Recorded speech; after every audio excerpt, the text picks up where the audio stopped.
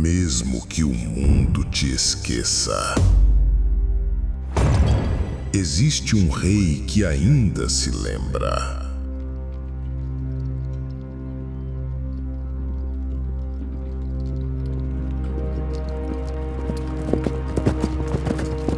Quando tudo parecia acabado, o chamado chegou.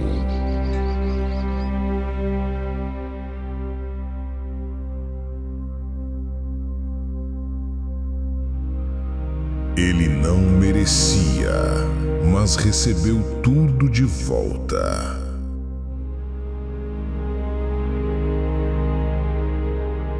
Deus não esquece dos que caíram.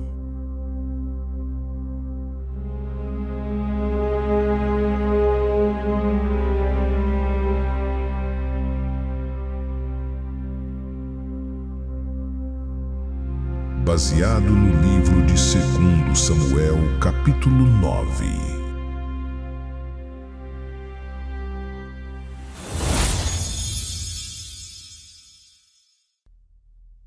Você já se sentiu esquecido em algum lugar?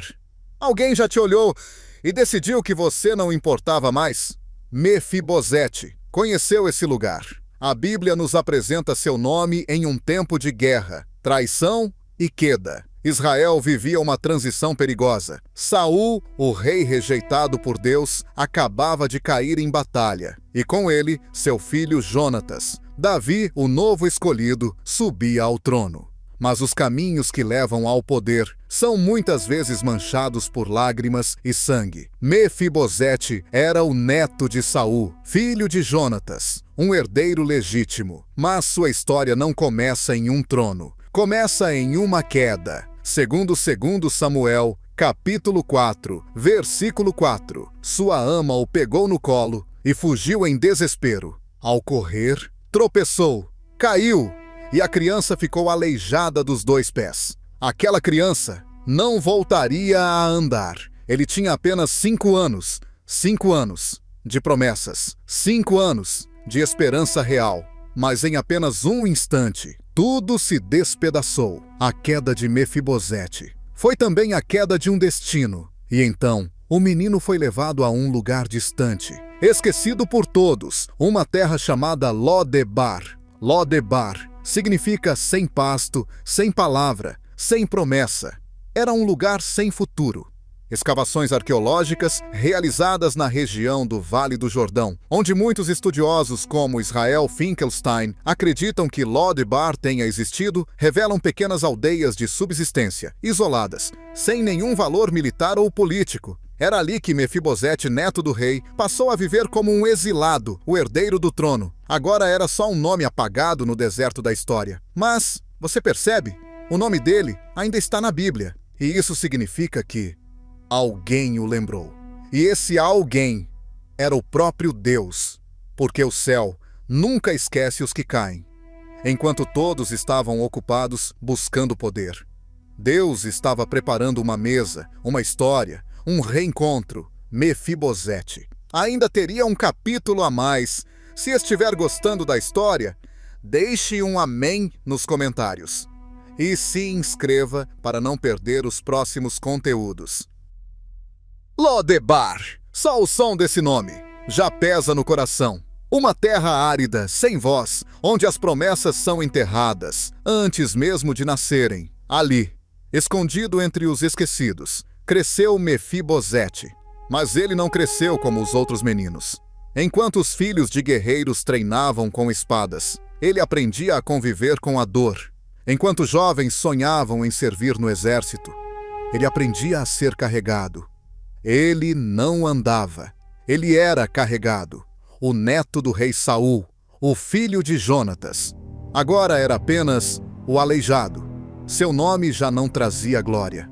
Sua linhagem real não abria mais portas. Aos olhos do povo, Mefibosete era um risco político. Aos olhos dos inimigos, uma ameaça manchada. Mas aos olhos de Deus, ele ainda era promessa. A Bíblia nos conta, em 2 Samuel, capítulo 9, versículo 3, que um dia o rei Davi perguntou: Existe ainda alguém da casa de Saul para que eu use com ele de bondade de Deus? Essa pergunta mudou tudo. Mas antes dela, Mefibosete já vivia uma realidade dura, solitária, marcada por memórias quebradas.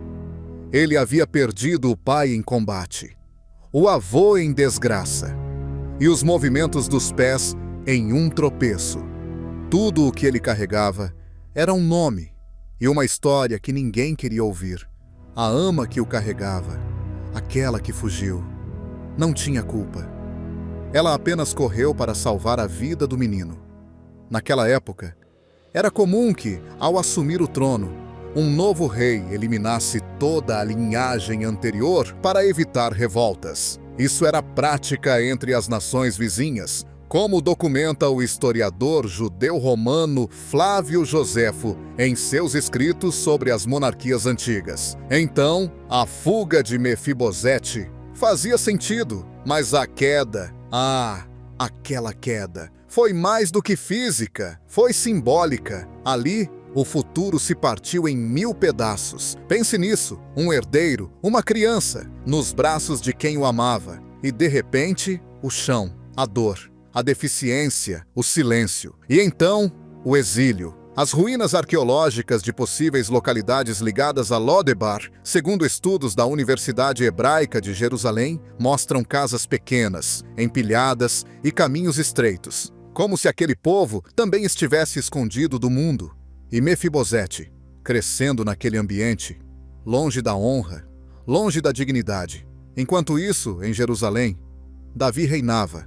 Poder, guerras, conquistas. Mas Deus nunca perdeu Mefibosete de vista, porque quando o mundo te esconde, o céu ainda te enxerga. E mesmo que os anos passem, mesmo que os pés não funcionem mais, mesmo que o nome tenha sido esquecido, a misericórdia de Deus vai te encontrar. E quando ela vier, ela não vai te perguntar sobre suas quedas. Ela vai te chamar pelo nome. Mefibosete, o herdeiro aleijado, está prestes a ser chamado para comparecer diante do rei. E o que acontecerá nesse encontro vai virar uma das maiores provas de que misericórdia ainda existe. Fique até o fim, porque temos uma mensagem que vai te surpreender. Jerusalém, o centro da nova era, a cidade conquistada, elevada como trono real, símbolo da promessa de Deus. Ali, Davi reinava, aquele mesmo Davi que um dia foi apenas um pastor de ovelhas, aquele mesmo Davi que enfrentou gigantes, fugiu de Saul, chorou na caverna, agora se assentava no trono de Israel.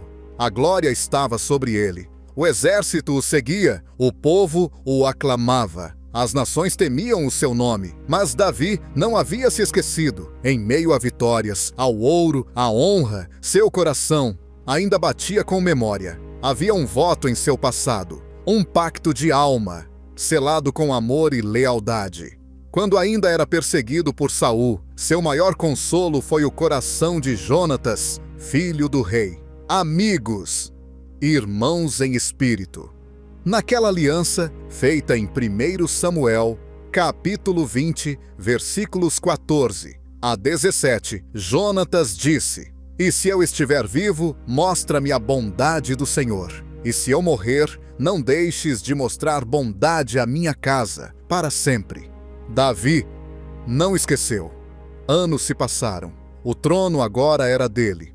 E numa manhã qualquer, o rei se levanta e pergunta: "Ainda há alguém que reste da casa de Saul para que eu use com ele de bondade de Deus?" A sala do trono silenciou. Os soldados se entreolharam. Os servos hesitaram. Foi então que Ziba, antigo servo da casa de Saul, se adiantou e respondeu: "Existe sim um filho de Jonatas, aleijado de ambos os pés. O nome dele, Mefibosete." Ao ouvir esse nome, o tempo pareceu parar. Davi sabia, ele ainda existia. Não importava o estado em que estivesse. Ele era fruto de uma promessa. Davi não hesitou. Mandou chamar Mefibosete, de Lodebar, uma ordem real, uma mensagem enviada direto ao deserto da rejeição. Imaginemos agora o som dos cavalos, o levantar da poeira, as rodas da carruagem rasgando os caminhos do esquecimento. E em Lodebar, um homem coxo, ouvindo de longe: o rei está te chamando. O coração acelera, as mãos tremem. Mefibosete deve ter pensado: é o meu fim. Afinal, ele era da linhagem de Saul, e naquela época, reis costumavam eliminar qualquer possível rival. O historiador Flávio Joséfo, ao narrar os tempos antigos, explica que eliminar descendentes de reis anteriores era uma prática comum para manter o poder sem ameaças. Mefibosete tinha motivos para temer, mas Davi era diferente. O que ele queria não era vingança, era bondade. Essa palavra, no original hebraico, é chesed. Mais do que bondade, significa lealdade inabalável, graça imerecida, amor fiel. É a mesma palavra usada para descrever a misericórdia de Deus com seu povo, e é isso que Davi quer oferecer. Mefibosete é levado à presença do rei. Ele entra, se curva com dificuldade. Seu corpo não o ajuda. Ele cai com o rosto em terra e diz: eis aqui teu servo. Ele esperava julgamento, esperava a espada, mas o que ouviu foram palavras de vida. Davi o olha nos olhos e responde: não temas, porque de certo usarei contigo de bondade por amor de Jonatas, teu pai, e restituirei todas as terras de Saul, teu avô, e tu comerás pão sempre à minha mesa. Segundo Samuel, capítulo 9, versículo 7. Mefibosete não acreditava. Ele, que comia o pão da vergonha, agora comeria o pão do rei. Ele, que rastejava, agora se assentaria entre os filhos do rei. A Bíblia diz que ele respondeu: quem é teu servo, para teres olhado para um cão morto como eu?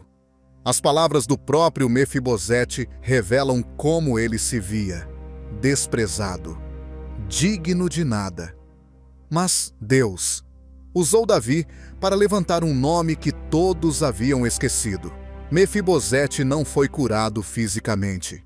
Seus pés continuavam aleijados, mas sua dignidade, sua honra, sua história foram restauradas. Davi o tratou como filho. Ele passou a viver em Jerusalém, comendo sempre à mesa do rei.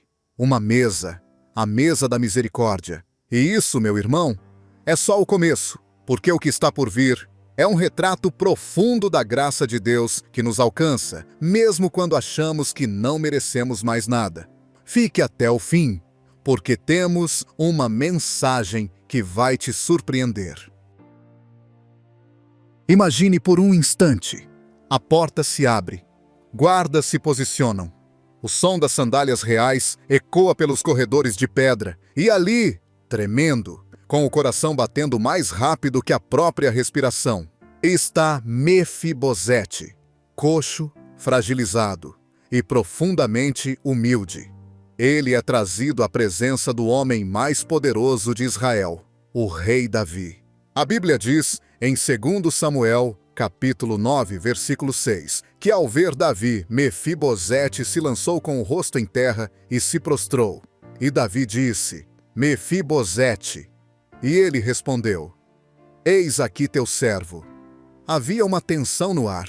Afinal, o que um descendente da casa de Saul poderia esperar ao ser trazido diante do sucessor de seu avô?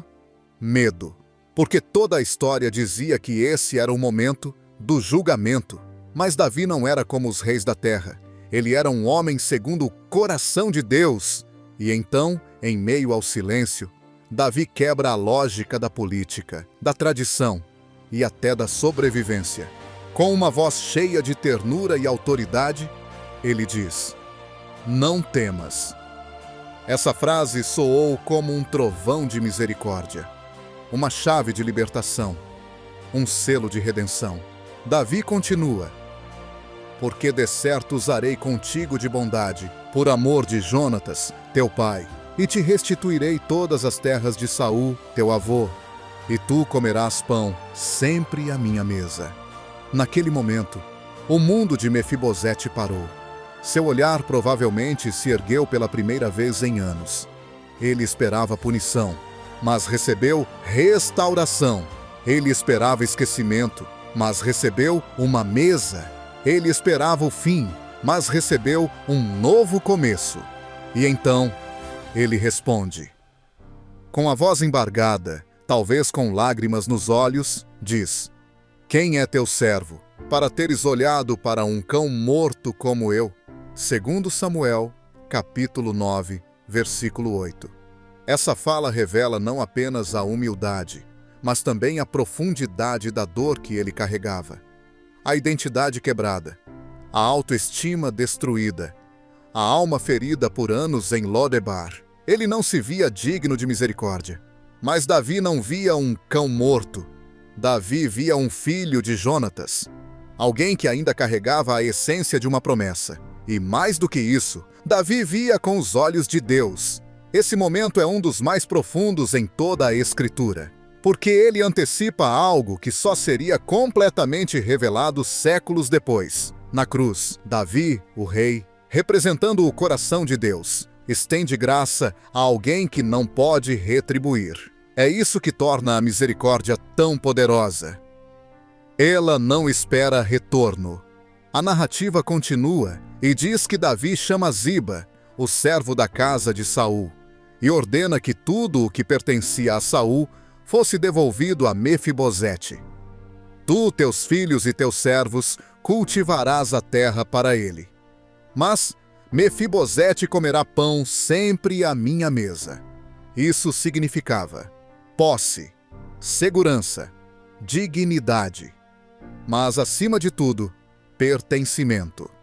A Bíblia diz, no versículo 13, que Mefibosete passou a viver em Jerusalém e comia à mesa de Davi, como um dos filhos do rei. É como se Davi estivesse dizendo: Você pertence aqui.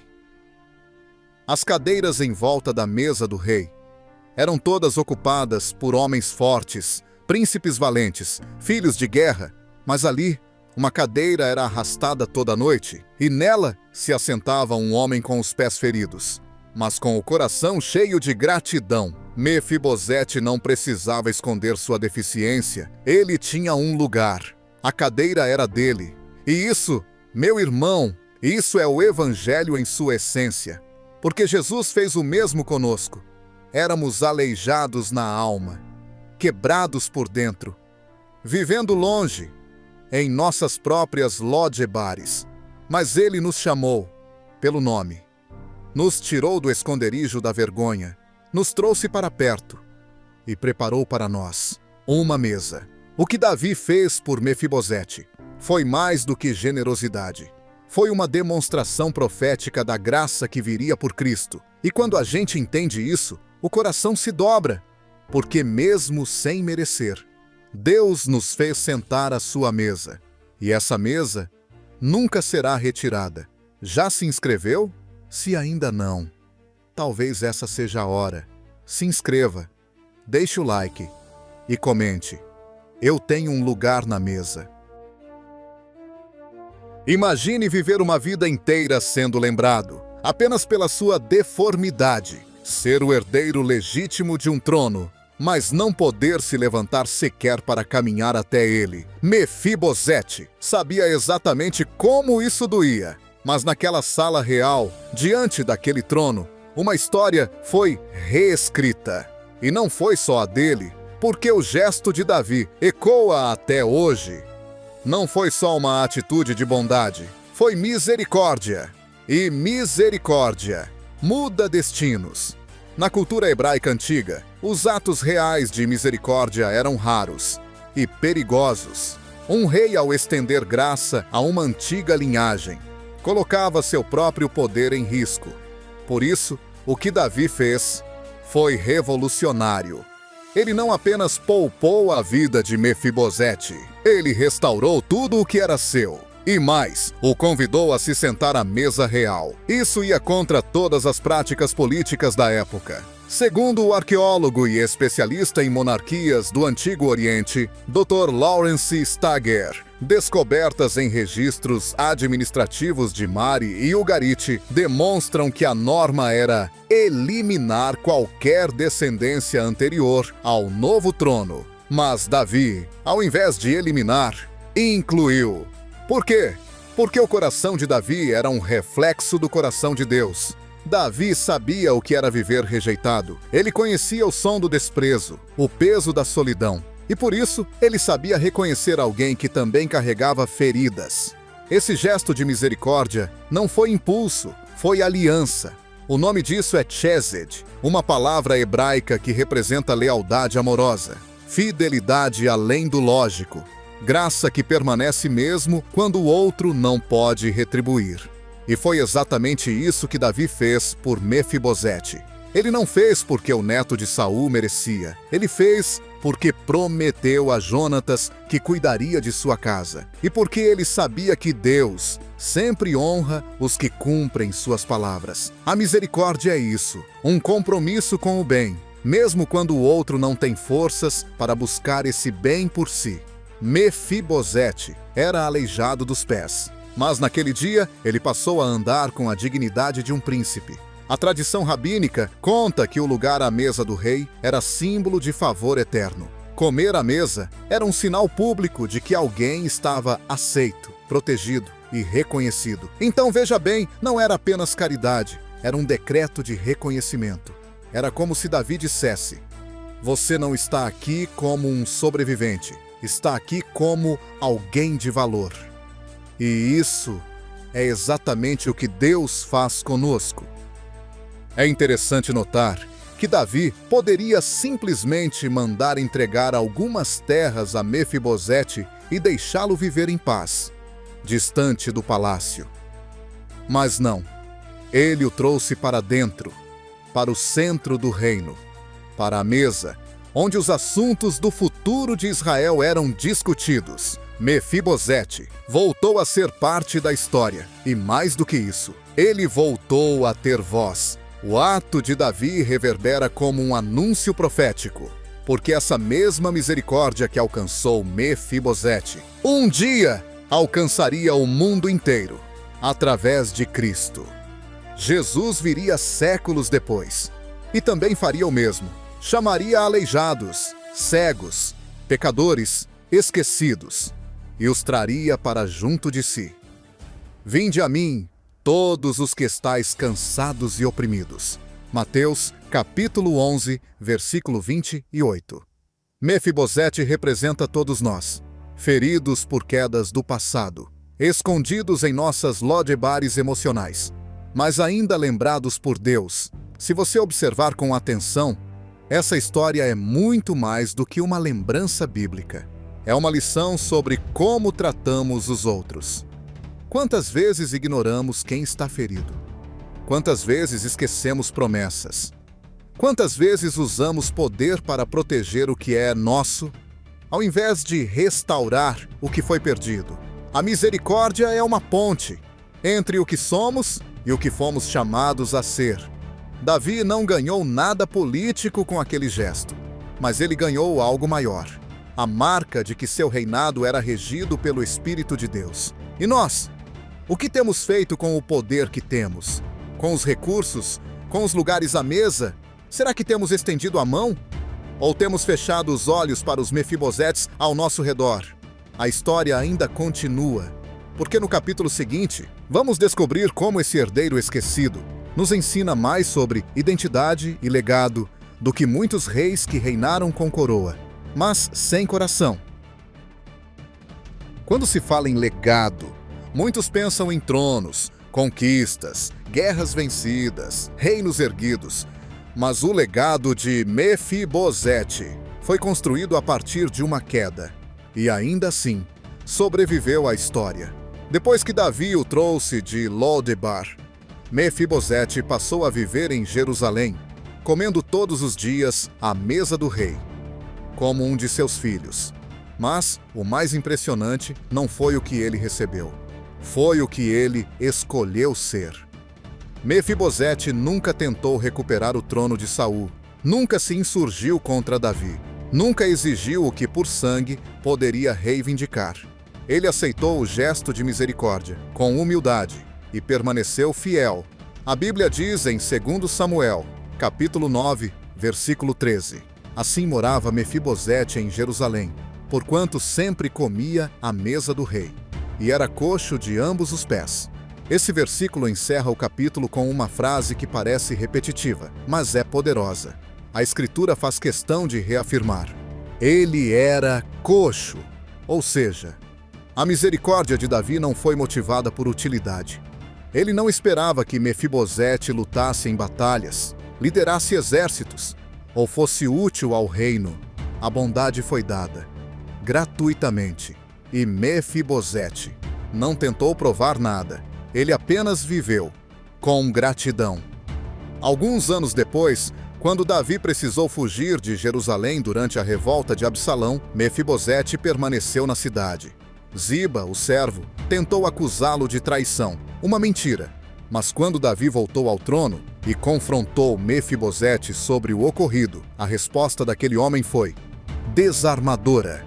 Ele disse, em 2 Samuel, capítulo 19, versículo 28, porque toda a casa de meu pai era digna de morte diante do rei. E ainda assim puseste teu servo entre os que comem à tua mesa. Que mais teria eu que pedir ao rei? Essas palavras são a marca de um coração curado.